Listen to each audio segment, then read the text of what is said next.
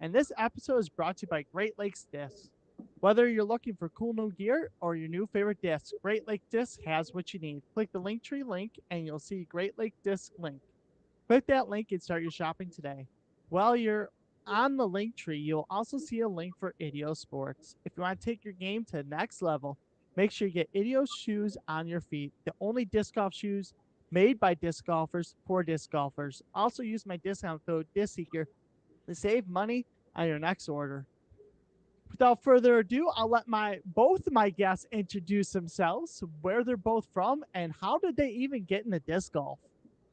Awesome. My name is Mikey Hills. I got into disc golf probably, I think it was like 2 or 3 years ago now. I don't even know. I actually come from a golf background, and I hurt my left hand, so I couldn't play golf. And my friend Ben, who is also part of the Radius team, he couldn't be here today. He was like, hey, man, you should try disc golf. I got into it 6 months to a year ago. And I was like, that's probably something I would never do. But I was like, I'll give it a shot. I pretty much have fun doing any type of game or sport. So I hopped in and we played a sport. And I couldn't believe actually how similar it was to golf, like ball golf. And that kind of caught my eye. And I pretty much ever since never stopped playing. And I kind of stopped playing ball golf because of it. And to be honest, I have a list of reasons because I can get into this for a while, but the reason why is the actual ball golf is expensive. There's so much time that goes into it. You got to dress up for it. And when you go to public courses, it can get kind of chaotic out there. So when I'm able to, come out of work and go disc golf, takes me, I can go straight from work. I don't have to dress up. I can come and go as I please, and it's free. So no brainer for me. I'm originally from Connecticut, by the way. We live around Boston now.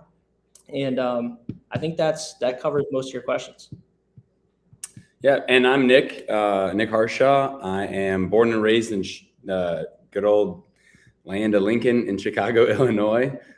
Came out to Boston a few years ago, have been living here ever since. But I actually got into disc golf with my buddies in high school because it was like a really convenient way to get out and be alone and smoke weed with my friends. And it was actually it's funny because that's what got me into disc golf, but I now play probably better than I ever have in my entire life. And I don't do any of that stuff anymore. And I just genuinely love to play the game. And I think it's an awesome opportunity. I think more people should do it. Yeah. Please don't tell me you guys are Patriot fans, right? I am. Yeah. Oh, we got. No, yeah.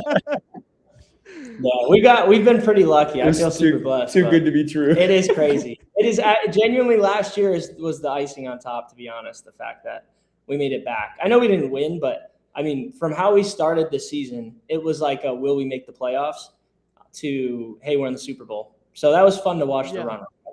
I mean, Kansas City has taken over the Patriots' hatred here in Buffalo, but now the Patriots are back up there. Yeah. We're like, all right, we don't like KC or Patriots. Yeah. It is crazy. If you look at the past AFC winners, I think only the Bengals out of the last, 10 or 15 years or something, was the only team besides the Chiefs and the Patriots that made it. Yeah. Crazy. The Bengals would be really good if they kept Joe Burrows protected and healthy. Yeah. Yep. I agree. Yep. Yeah, and a better defense probably. Yeah. So how did you two actually meet? Did you guys meet on a course playing one day or what? Yeah, that's a great question. So actually, when I first started playing, it goes back even further. We went to the same college. We went to Gordon College, Christian school north of Boston. And then we I think we were just acquaintances. We didn't really have much in common other than common connections. So we just knew each other from passing by all the time. It's a small school. And then eventually when I got into the game, I knew somehow that you really liked disc golf. So I was like, hey, when me and Ben were out one time early on when I was playing, I was like, hey, we should reach out to Nick. And he actually lives at the course we play at. So I was like, perfect. We should hit him up, see if he wants to come out. It was last minute. And he came out and we had a blast. And ever since we've all been playing together. Funny enough, short story, we had a YouTube channel.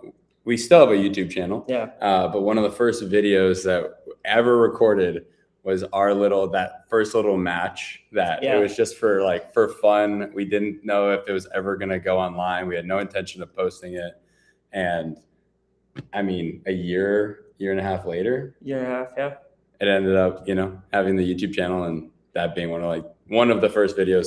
Ben and Mikey were the ones who started it, but the fact that we were all in it was just a weird coincidence. Yeah, it is funny. Yeah, that is pretty cool. So outside of golf, did you guys do any other sports like in high school or in college, or is disc golf kind of like it? I grew up playing basketball. Basketball and baseball were my biggest sports growing up. And then I stopped baseball for golf. And then basketball, I had a ton of injuries, and it was right before golf season. Which is too bad because I really liked playing basketball, but I got a concussion. I broke my collarbone. I separated my shoulder, all within like 2 years of each other, just playing basketball. This guy fell apart. So I was like, I can't do this anymore. So I stopped playing basketball, and then that left me with golf and soccer. Those were my two sports in high school. And then I did a little bit of track too, but not much. Yeah. Track is where it's at. Yeah, it's fun. And I played basketball and football growing up. Those were like my two probably biggest sports. Like Mikey, I played when you're little, you play almost every sport, but it was like I said, when I got into high school, as I was developing, okay, what sport do I actually really want to focus on? I was a huge basketball guy. I ended up quitting football. Yeah, similar to Mikey, just trying to stay healthy. And then I'm a 5'9" guy. There wasn't really much future for me in basketball. I kind of figured that out pretty early on. But my story, drugs got in the way and stuff like that. But basketball, football, and I obviously disc golf for a few years there. We played a lot. Of disc golf. That's really cool. So what is the disc golf scene like in your area? Is there a lot of courses, a lot of leagues going on? Is it competitive or really kind of laid back where no one really plays? That's a good question. Yeah, I would say where we're at, because we're closer to the coast, I would say there's less leagues. There's a couple nearby and a couple courses. I feel like for our area, for how big our area is, we have some mostly 9-hole courses, not a ton of 18, a little makeshift back 9, stuff like that. But no really tournaments going on around us, a couple leagues. But I feel like we're really blessed to have some of the best courses in the world in Massachusetts. So, yeah. I mean, the scene outside of the North Shore where we live is popping, is huge. We got Maple Hill, Mile Marker. Simon Lazat just put another new course in Nashua, New Hampshire that I'm really looking forward to playing. Meadowbrook. I mean, we could keep going. Yeah. We've got a ton of really high level courses, and there's leagues and tournaments going on at all of those. So I feel like outside of our small little dense area, there's a really big disc golf world and scene. Just hoping that we can bring it, to our little hometown, and also to other people's little hometowns as well. Yeah. So do you guys travel out? Have you guys ever traveled outside your state to play? Have you guys ever played in Buffalo at all, or in the Western New York area? I haven't traveled further than probably Maine to play. In Maine, to be honest, I think you can get to Maine about 45 minutes to an hour from here. So it's really not that far. Because we're right near New Hampshire, Maine.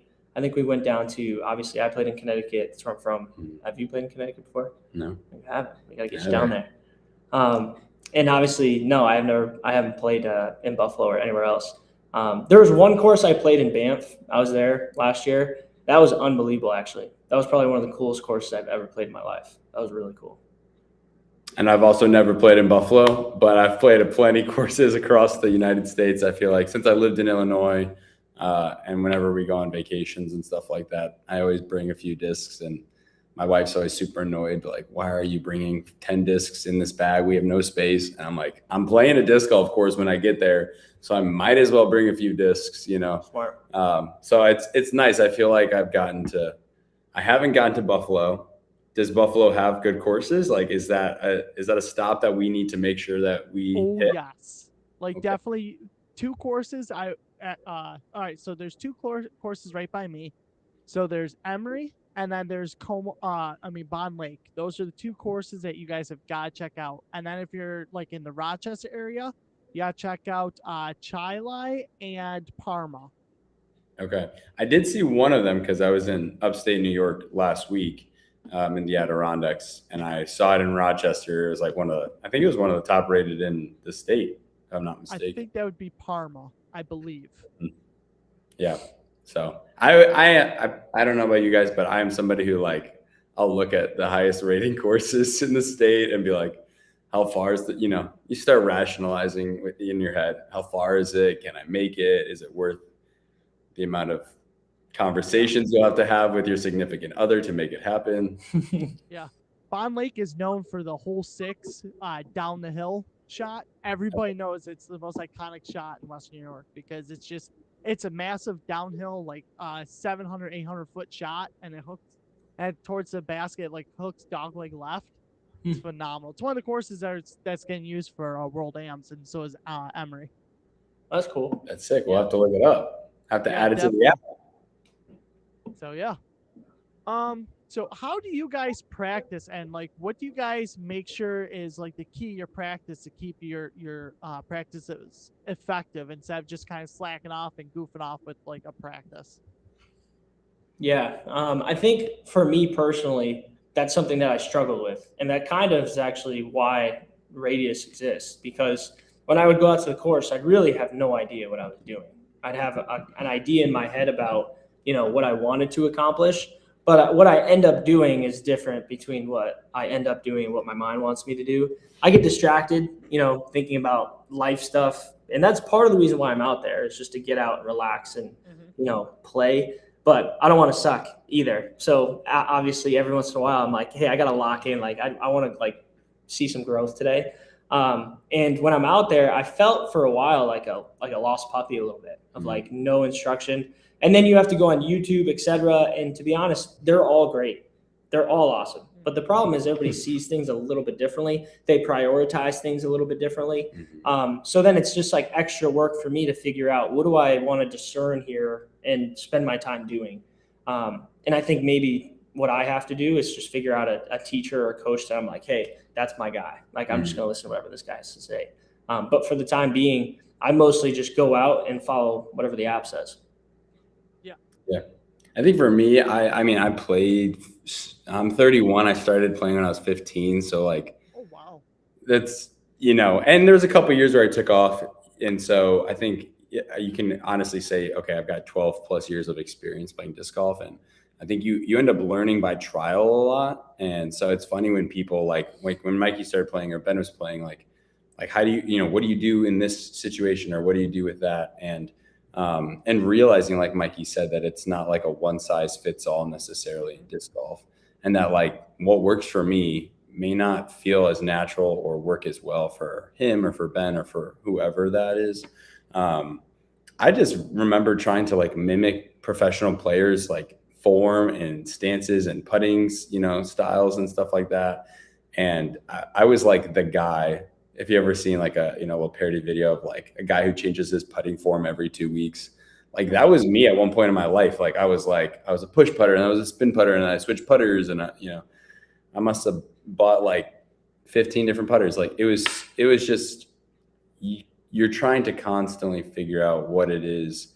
And then weirdly enough, last year and a half, something just kind of clicked and I was like, I'm just going to commit to playing this one way. And similar to Mikey, watching form, and then getting out and practicing, I think is really helpful.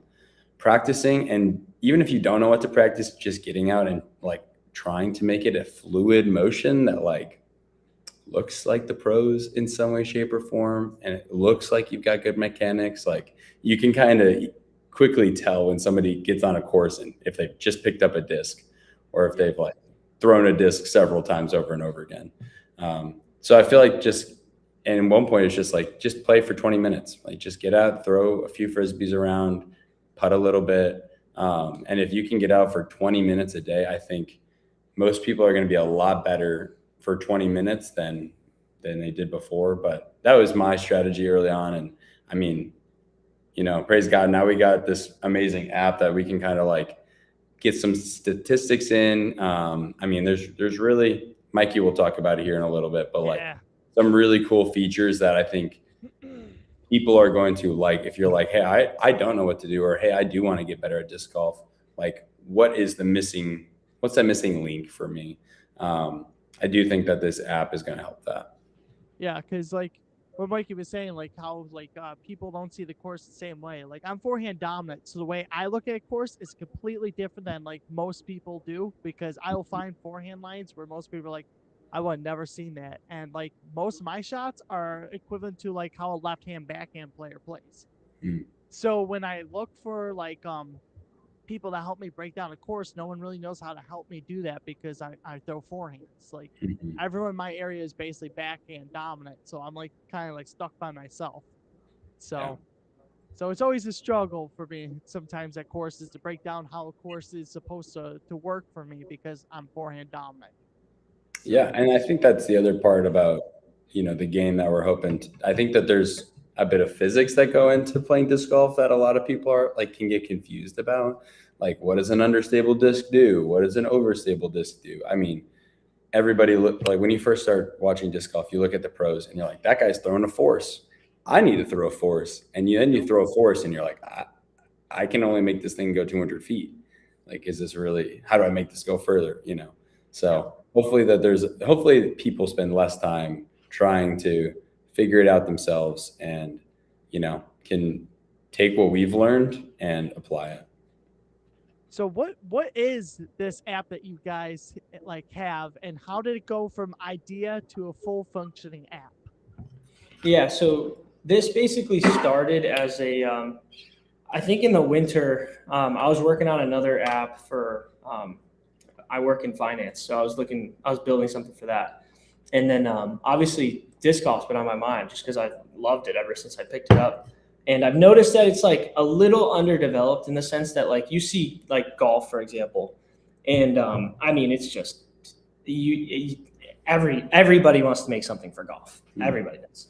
And I noticed ever since I got into the sport that it was a little like less polished, I'd say, and less money, I think, because people, golf is a high revenue sport. Like people go into golf and companies and private equity companies go into that sport with the idea of like a lot of wealthy people like golf, right? So I think a lot of money stayed out of disc golf because, it's not known for being like an affluent sport. It's just like for casuals, like recreational players, a lot of people play disc golf, which is actually why I like it more, to be honest, because it appeals to more people. Or it can, people just don't know it does yet because it has less coverage. But to answer your question, I basically was just looking for a solution. Like for me, I actually started like to find something. I was just kind of playing around of like, what can I do to like help me remember like what I should throw at the right time? So it started with the caddy concept. And that's like, I would say that's like our biggest like feature, although radius just covers so many bases. Like the caddy feature was the first thing that I thought of.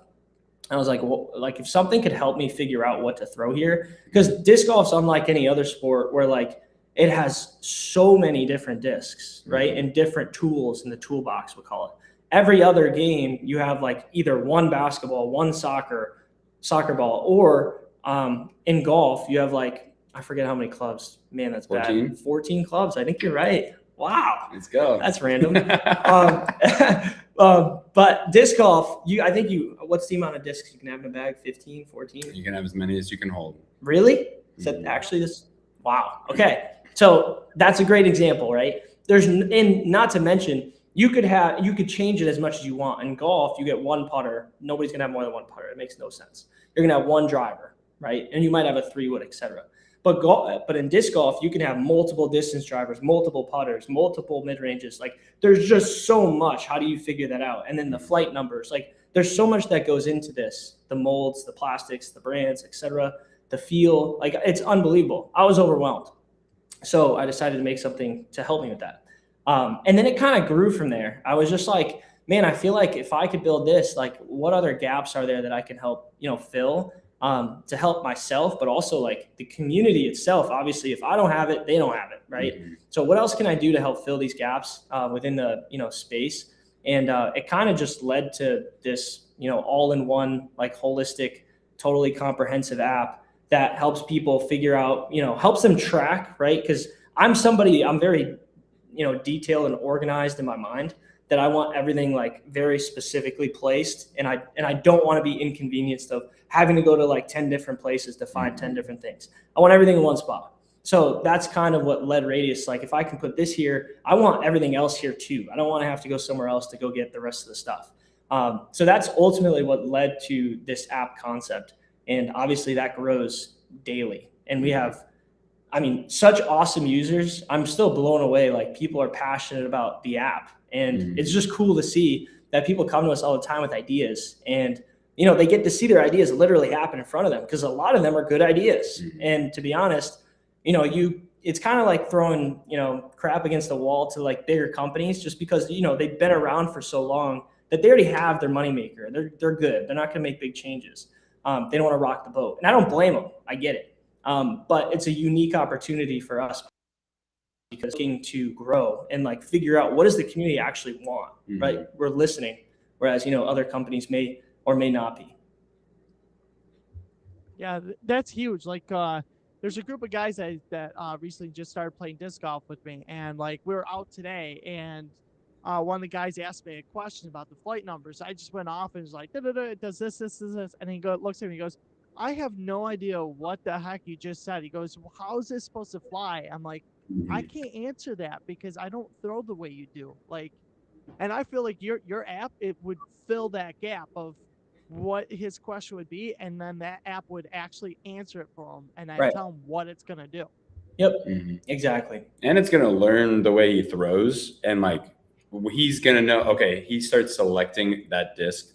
Whatever. Let's call it a zone for the sake of the conversation. He really likes the zone.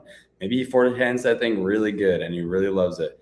The app's going to start to learn that he really likes and like turns to that disc. So even if it's like the app is like, oh, should he throw this one or this one? He's like, oh, well, his track record shows that he actually throws this zone really well. So like we should probably, should recommend that disc.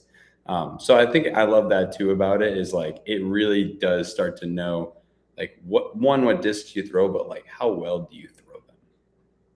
Yeah. So what is the big goal and impact that you want to have on the disc golf world with this app? Yeah, I think the number one goal would be to just improve the game in the sport, in the actual intelligence around it. And the pros, they have access to coaches and numbers, and people track these things for them, right? Whereas the average player, they have nothing, right? It's really just a scorecard. That's it. But what I want Radius to be for people is like their own hub, their game, right? It's like it's their library, their personal corner, their garage of my bag, their discs, everything there, so that they can ultimately reflect on their game and see easy gaps that maybe nobody else does, just because they're not them, right? So it's really about just bringing more power to the individual disc golfer, and knowledge and intelligence, that I think, we live in that day and age that, numbers and people are optimizing even the smallest things. You see that in professional athletes and professional sports. So that's what our ultimate goal is. That's really cool.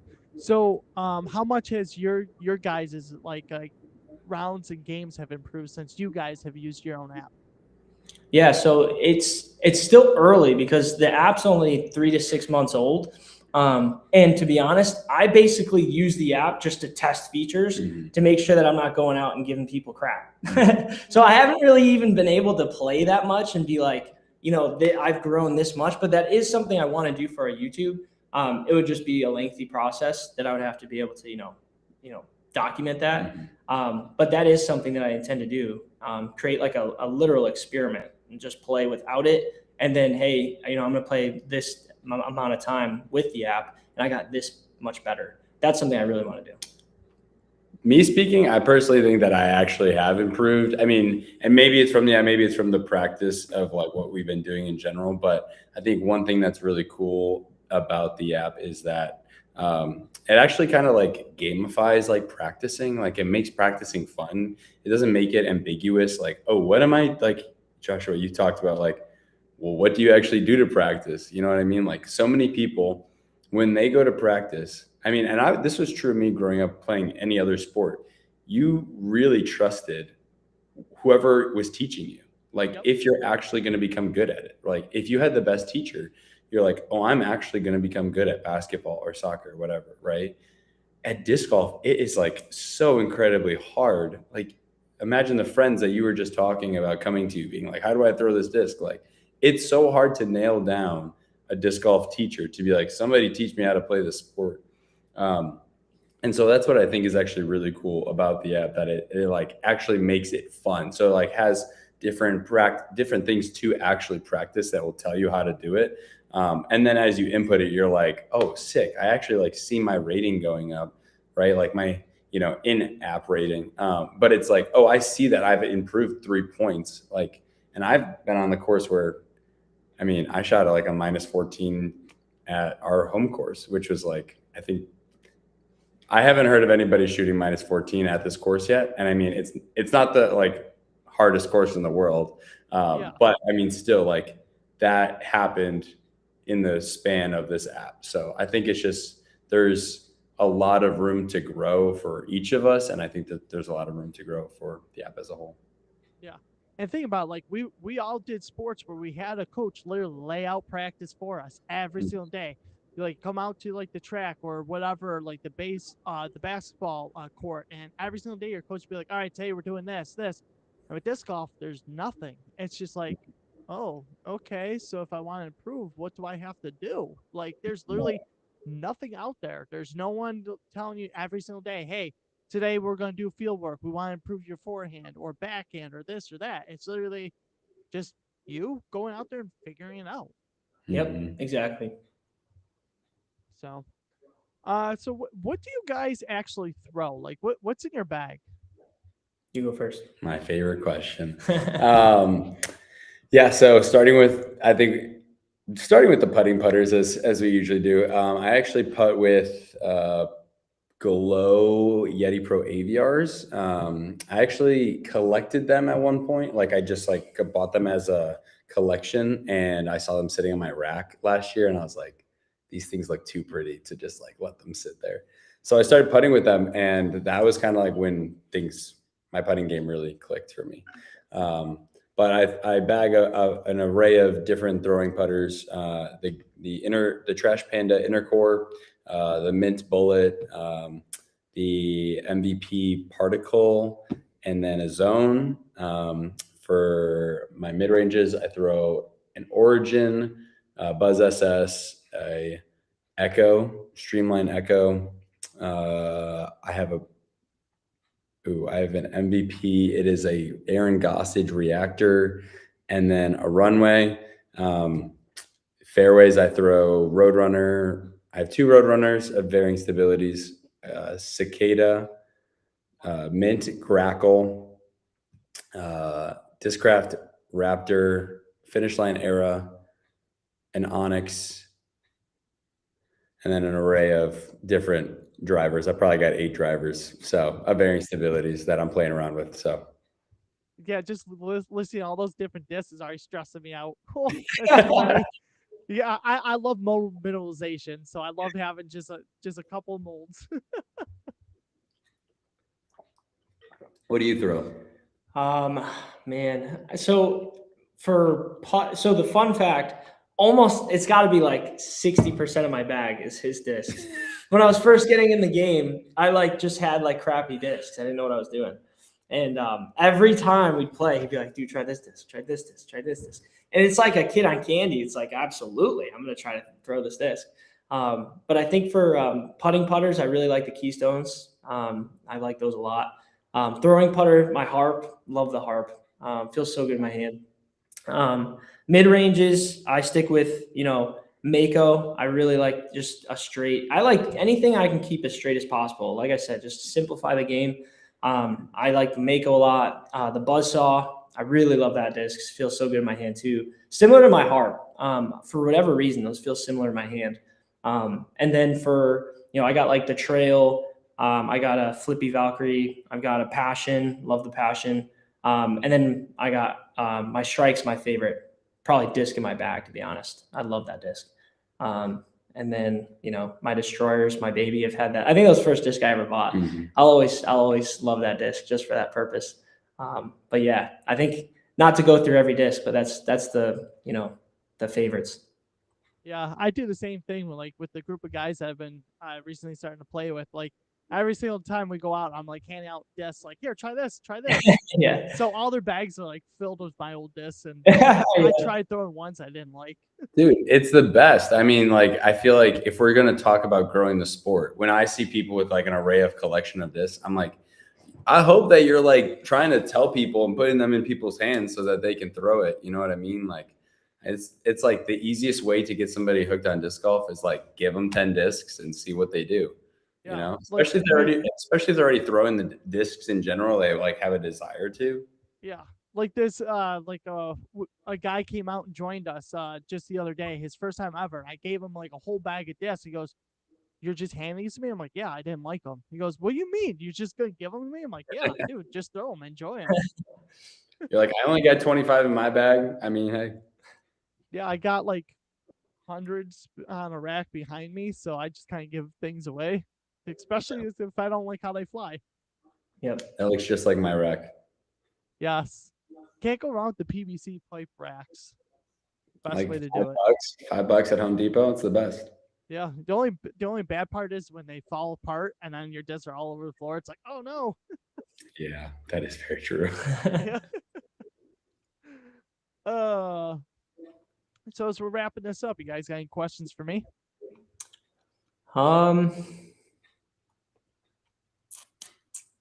At some point when you get to try the app, I would love to know, what you think about it.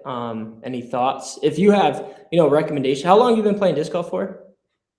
This is my 4th year. Okay, awesome. Yeah, so you've been playing the game for a while. And you play like leagues and tournaments, sounds like?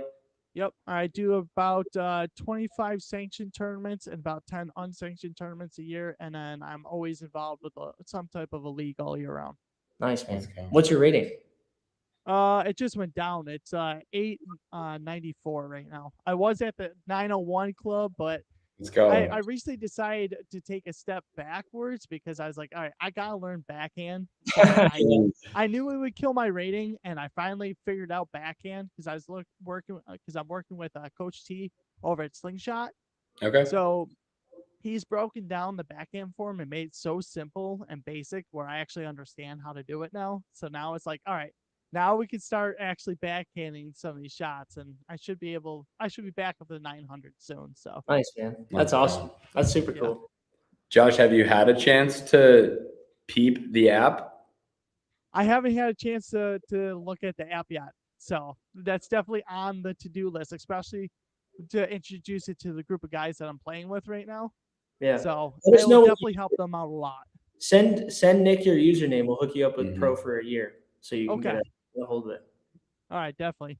Yeah, because even that group, like with the group of guys, I'll definitely help them out a lot because they're asking me a lot of questions and it's like, I don't know how to answer it. And then they're like, well, what does understable mean? What does overstable mean? How do you know? Like, it's just stuff that, like, I just know because I know what I throw. Like, I only know Trilogy Plastic. So, like, when they held me like an MVP, like one of the guys asked me about a Zenith. How's this supposed to fly? I'm like, I don't know. I've never thrown MVP, so I have no idea. Yeah. Yeah. So, Josh, what is your favorite disc that you're throwing right now? The brand new Intent that just dropped the other day.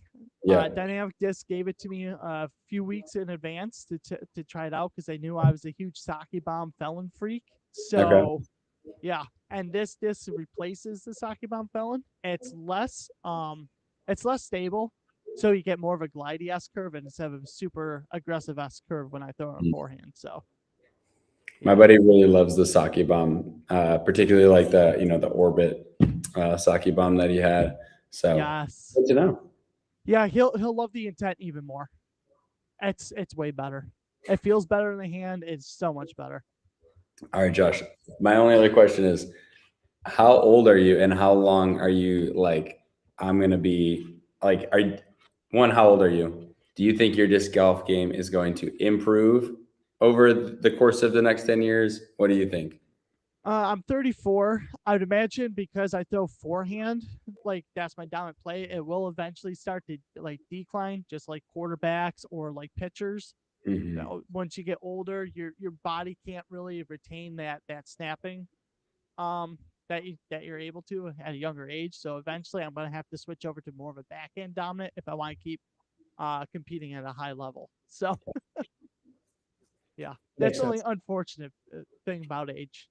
You got lots of time to figure out that backhand though, so that's good. Tons of time. Yeah, I don't plan on hitting the pro level till I get to the age protected division. So Nice. That's smart. I Well mean, played. hey, if LeBron can play in the league till he's 40, I mean, surely there's hope for us. and I hate saying this, but I mean Tom Brady made a long time playing in the NFL, so there's definitely is hope. It is true. Yeah, I there agree. is. So, what do you guys think of the how to longevinize yourself as an athlete as we are all getting older? That is a great question. Why don't I let the older guy Oh, go really? first? Okay. I mean, this guy is really into his health. So I think he'll have some wise words. I think, honestly, I think that eating whole food is a lot of it. I think that like there's so many people out there who focus on macros but are still probably putting junk in their body. And so I think that eating whole foods as much as you can is good. I'm a big promoter of stretching. Mikey knows this, Yes. but I think that stretching, and I'm also I have a certification in personal training, so like being both like strong and mobile. I think the combination of those two is actually what will help a lot of people in terms of longevity. I will say one danger is this thing right in front of you, like staring down. I think and collapsing your spine is actually a detriment for most people. So I think those things, if you can like notice some small things now as you like whatever your jobs are, whatever people who are listening, whatever jobs they do, and they can kind of get out of, yeah, if they're either sitting like this all day or if they're like crouched in positions or whatever the case may be, just being physically active as much as possible, eating the right foods, stretching, taking care of your body. I think it actually is easier than we think it I is. We agree. just don't give ourselves the time and space to do it because we're all busy. Yeah. I think so. I mean, I could talk on this for a while. But as far as like physical health, I genuinely think it comes down to, activity and food. I think those are the two by far. And, sleep goes without saying. I think sleep is huge too. But that kind of is just like, I don't know. We should just be sleeping. I don't know. I don't know what else to say about it. Yeah. But when it comes to food, I'm like super selective about like, I scan everything with an app called Yuka, and it kind of just lists like what is in the actual food. And it's not the actual like, I guess, what do you call that? Like macros, I think. Is that true? Yeah. That I'm worried about. It's more so the additives and like the chemicals and all this other stuff that's in the food that we eat daily. And, a lot of it, it's easy to like, brush it under the table because it's just like, well, there's no way it's like poisoning me if it's like sold in a public store on a public shelf and it's so easily accessible. But it really is. It's like kind of sad. It's not good. The studies are pretty clear. So I'm like, I try to be super careful with that stuff. And recently I've been on the stretching train more recently.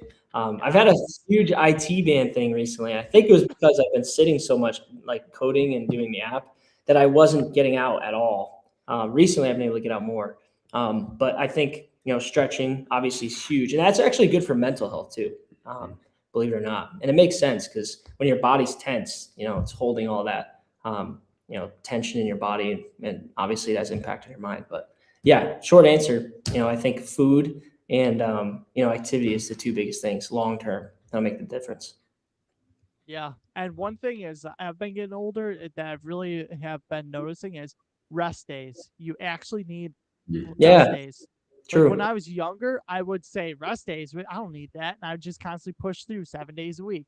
Now it's like, all right, I have to make sure I get at least 2 days off of running and just do nothing but like I'll do a stretch on those 2 rest days, but I make sure I actually rest and let my body heal. Yeah, that's 100%. My Makes only sense. thing on stretching is you have to stretch longer than 2 minutes.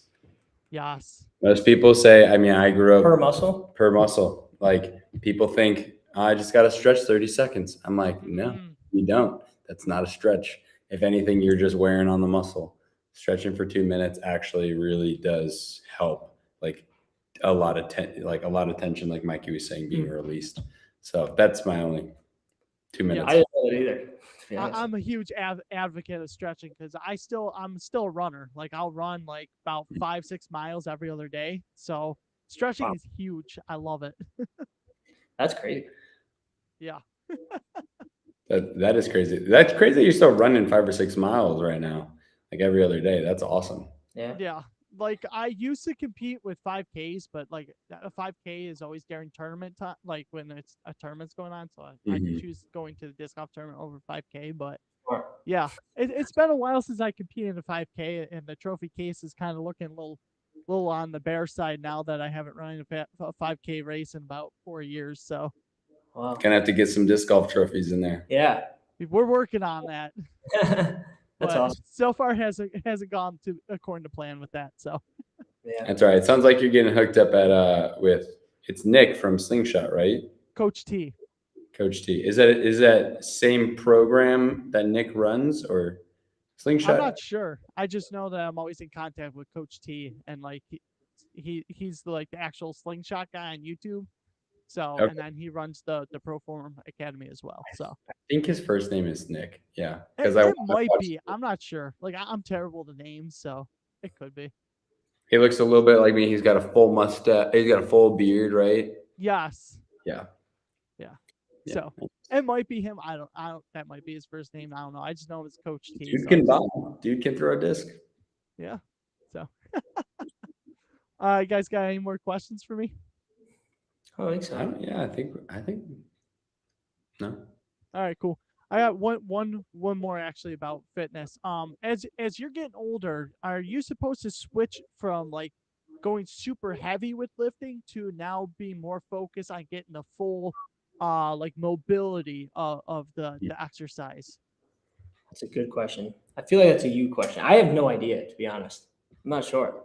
Yeah, this is So something that I've been trying to figure out because like am I supposed to still be doing like my power lifts, or at this age should I start switching over to doing lighter weight but making sure I'm getting the full extension and full motions? I think it depends on what kind of job you find yourself in, or like what your day to day looks like. I say that because like I'm gonna throw out my uncle here as a weird analogy. Like my uncle's 67, 68, and the dude is like the strongest he's ever been. And I mean benching 300 pounds at 68 years old. Um, so I and he's so I think people should lift heavy. Now, I don't think that you should do that if you're like in terms of if you're not a like routine lifter. I think people as they are if they routinely exercise or lift, they should get a heavy week or day in here and there. But for the most part, I think people should try to mimic what they want. If you want to be big, you're going to lift big weights. If you want to be functional and you want to have be strong and be and functional and mobile, then you should do exercises that represent that. I think a good example of that is CrossFit. Actually, like I'm not a CrossFitter myself, but those people are just absolutely shredded, and people are like, "How do I become like that?" And it's like, go do their exercises. You know what I mean? So I think it just depends on what people want out of it. Like, do they need more cardio? And I think more people just need to be well balanced, like getting cardio in, lifting heavy, having days of like getting full range of motion. Like I think sometimes people are so focused on one or the other. It's like you could switch it up. Like it's kind of up to you, and what you want. So I think people should switch it up. They should do a little bit of everything. It's my 2 cents. Cool. I like that. All right, so the final question I have for you guys tonight is what are your guys' goal for this year, and how can people find the app? Yeah, love that question. So our goal for the year, we actually have it on our website. We are looking to get to 10,000 users by the end of the year, and we're already like 42% of the way there. I want to say 43. Not who's counting. Not me. But yeah, we're right at like 43%, and I think getting to 10,000 users, that'd be awesome. So that's a goal that we have for ourselves. And I'm just going to continue to figure out what features people want and continue to add to the app. I mean, you go look at the app or whoever's listening, and a lot of those features came from people, right? Like, I'm no genius. Like, there's a lot of the community is pretty clear about what they want. I think, finding someone who actually listens is the hard part. And that's what we're hoping to address. So. Cool. And where can they find the app? Yeah, so you can find it on the iOS App Store or the Google Play Store. And then you can also, people don't realize you can go on the website and you can create a login after you create an account on the app. And you can actually edit your bag, create courses, do everything on the desktop too. So you can use it on the website too. Cool. I like that. Yeah, the website is actually super intuitive. I would highly recommend giving it a try just to see I can do everything on this desktop. I can do it in the convenience of my home, and I can see it on a big screen. And then you can take it out into the field and be like, wow, I actually get to apply everything that I just worked on. Mm-hmm. Cool. Hey, thank you for coming on tonight, guys. Yeah. Thanks for having us, Josh. It was good to meet you.